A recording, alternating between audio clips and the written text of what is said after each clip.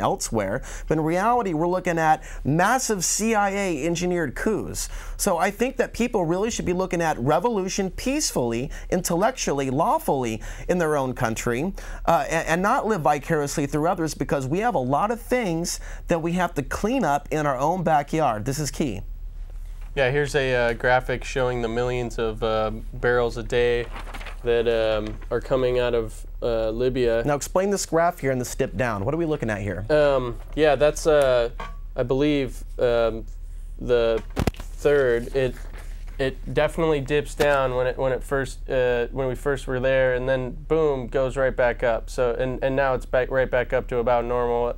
You can see there's some dips, but it certainly this pertains to the refinery plants? Yeah, and so yeah, and that's in millions. Over here, this is 1 million, 1.5, 2, 2.5, 3 million, 3.5 million barrels a day of oil coming out of Libya. It's also come up, they're now using depleted uranium in Libya. Now, people are obviously concerned, rightfully so, about radiation exposure coming from, again, Japan. But when the U.S. war machine, also with the allies, France and others, and of course when you look at the coalition of those involved in Iraq, by bombing innocent civilians, not only the bad karma that it brings our country and the people living within it, but these poisons are constantly traveling and circling the planet. And we can clearly see that cancer rates are on the rise. Autism is on the rise. And so we have to look at all forms of contamination. We need mainstream environmental groups to take on a more aggressive stance against the war machine, simply by compromising, because the president talks to you the way that you would like to be talked to does not get rid of the problem, no matter how much some people would like to believe that there's no place like home, and Kansas is literally right around the corner.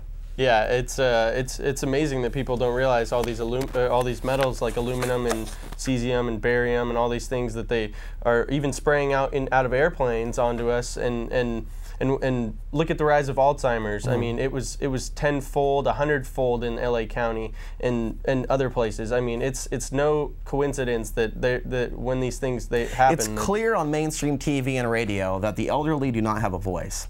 It is clear on mainstream TV and radio that the youth do not have a voice. And it is clear that the middle class and lower class are again being crunched together, so those that are not aware that are in those perceivable boxes, again, never put yourself in a box like lower class, upper class, middle class. You don't have to live by the standards that are given to you on a dirty, filthy ashtray.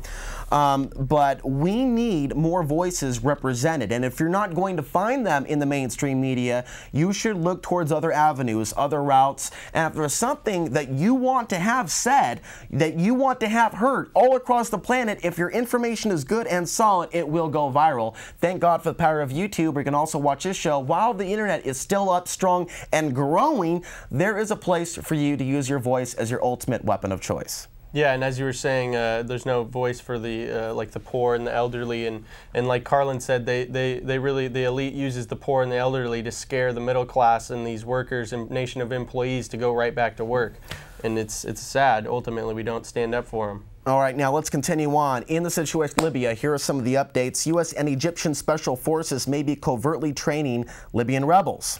Beyond training, it appears that Egypt and the United States are already supplying Libyan rebels with weapons, even though U.S. officials deny they are doing such things.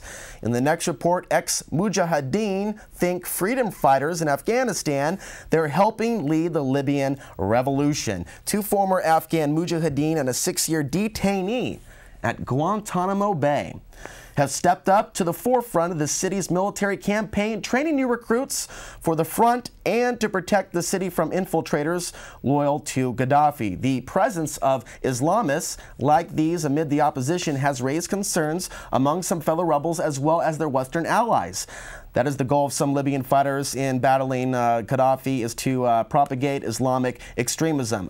There's another concern as well. The flag that they are waving is a Islamic flag when you look at the revolution itself in Libya. And of course, you see a number of things that don't completely make sense. Yeah, and then there's some people, waving the monarchy flag. Unless, of course, you're elitist. Yeah. Now, protecting civilians and aiding rebels by killing them. 13 dead from NATO airstrike. NATO voiced concern on Saturday about reports of civilian deaths in a coalition airstrike.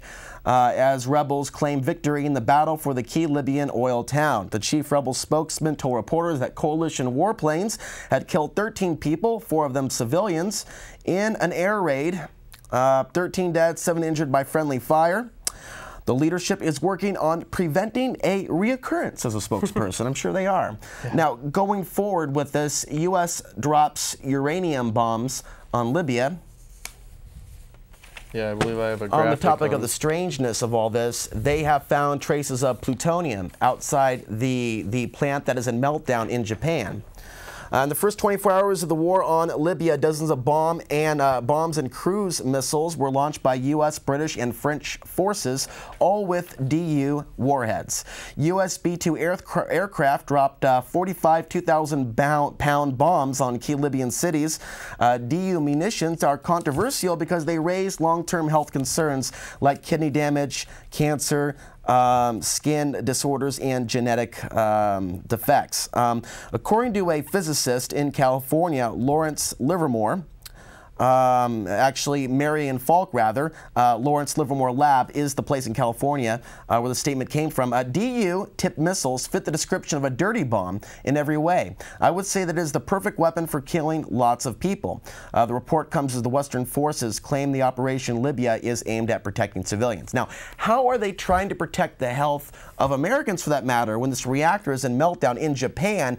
It's hundreds of times worse than this dirty bomb that the American people have been told to fear. It's not a matter of if but when. They've been telling you since 9/11. Well, we have had no dirty bomb attack on the United States, and you would think if we were really in danger of being hit by terrorists, something would have happened during the situation with Hurricane Katrina. But no, we have seen nothing.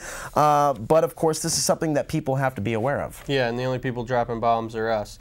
And as for depleted uranium and stuff like that, that stuff can get on your fabric, that can get on your skin, and literally be carried right into the U.S. also. So I mean, when we drop bombs on other countries, remember that stuff's going to come right back to here. There's a lot of clothes and a lot of products made in places like Pakistan and places like Libya. It's certainly going to cripple the Japanese economy because. Oh, for sure. And Japan.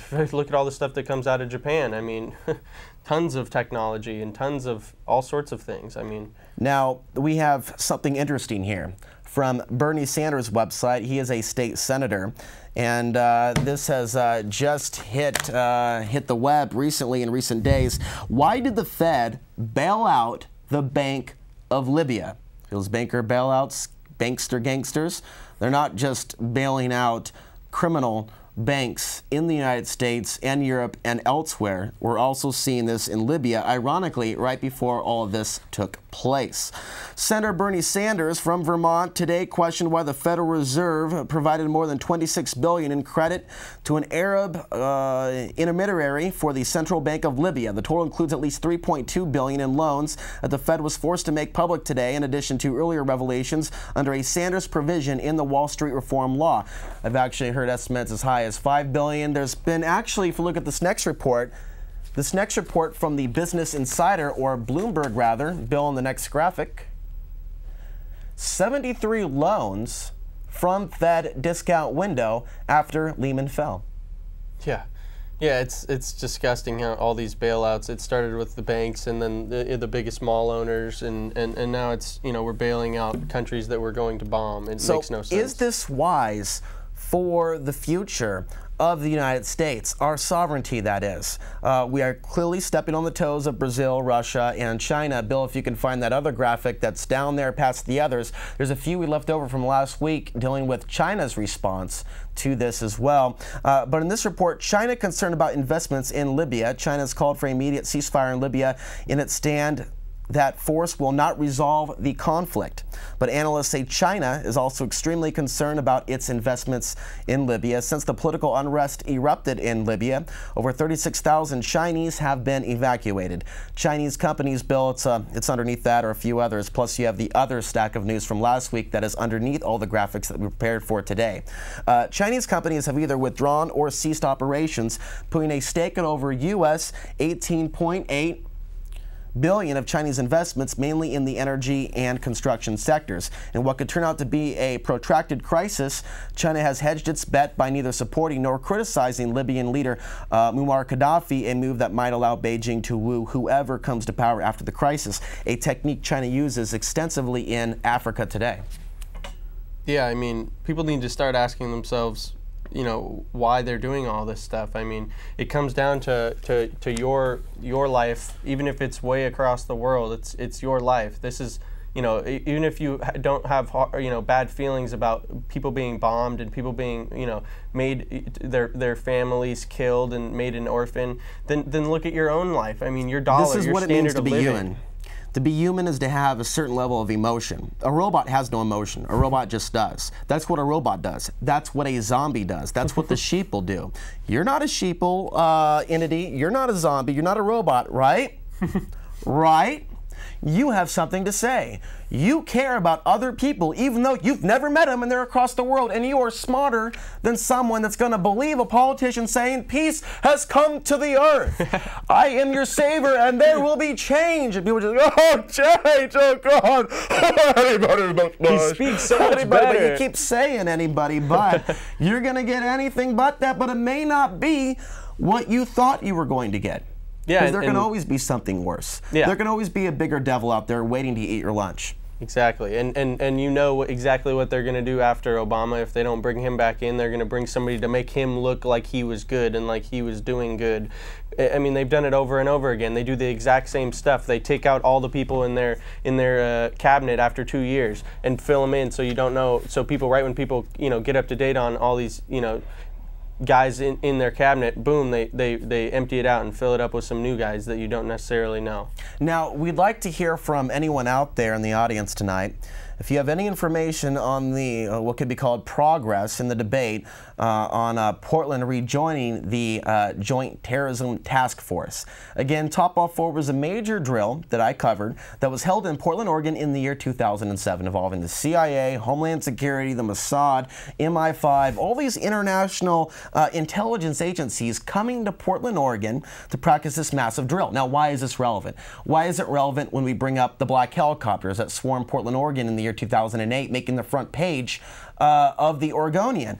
Black helicopters here. Yeah, black helicopters here. Of course, you can look that up. Black helicopters startle Portlanders is how you can find this report on the web for those that are new viewers.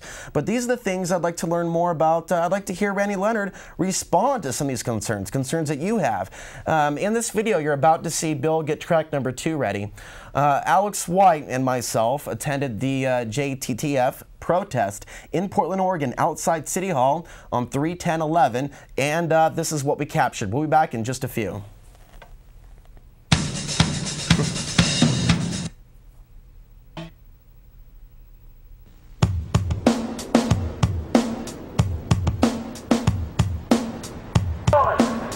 Look at this Liberty Bell over here. We're cracking it. We're breaking the hell out of it. We're bombing the Liberty Bell when we eliminate human rights. All right, so we're here today in opposition to the Fascist Bureau of Intimidation. You can look at their history of this organization. You'll find that their key purpose has been to silence dissent in the United States, pacify resistance, and maintain the power of those who are in control of this country's wealth. What we're going to do is we're going to pledge to actively campaign against any city council member who votes to rejoin the Joint Terrorism Task Force. They will never see. We will get paperwork and make sure that they're following an Oregon statute. And that Oregon statute is very clear. It says you cannot, for the sole purpose of somebody's religious or political perspective, be spying on that person. It is illegal in the state of Oregon. Now, If you deem them a terrorist, even if you deem them a terrorist, you must have probable cause that they're attempting to commit a crime. It's not a crime to have whatever belief any of us in this crowd have. That is not a crime. No! To spying on citizens by the FBI! No to spying on citizens, the FBI! No! To spying On citizens by the FBI! The Fuhrer is here. Randy Leonard, the Shadow Mayor. It's the Shadow Mayor, Randy Leonard.